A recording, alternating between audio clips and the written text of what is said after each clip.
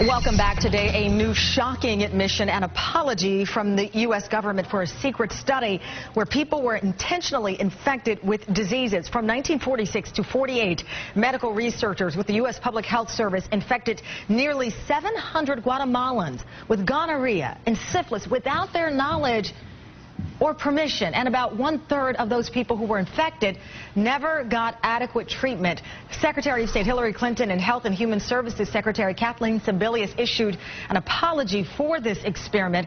Bob Bazell, NBC's chief science and health correspondent, is here to help us understand more exactly what happened. Bob, instantly people started making comparisons to the now infamous Tuskegee experiment that happened in Alabama. Why are we learning about this now? Well, it was hidden away, and interestingly enough, Tamara, some of the same people who were involved in the Tuskegee experiment were involved in this. In this situation, people, as you said, were intentionally infected. They were prisoners. There were people in mental institutions, highly vulnerable populations. They were prostitutes who were told to go out and spread the infection. And it's true that most of them were treated with penicillin, but some were not treated.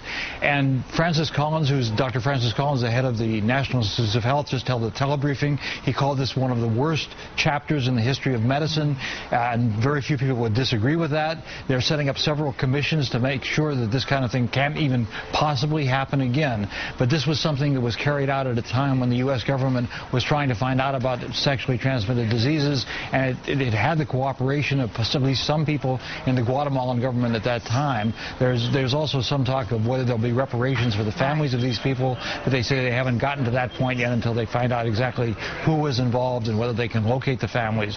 But again, these people were injected with material that came from the United States into all parts of their bodies, including into their spines, and when you read the details of this, it is just sickening. Yeah. I just want to quickly read up part of the apology today that was released. In part, it says, although these events occurred more than 64 years ago, we are outraged that such reprehensible research could have occurred under the guise of public health. We deeply regret that it happened, and we apologize to all the individuals who were affected by this abhorrent research practices. We'll be talking about this unbelievable story throughout the day. Bob, thank you so much for joining.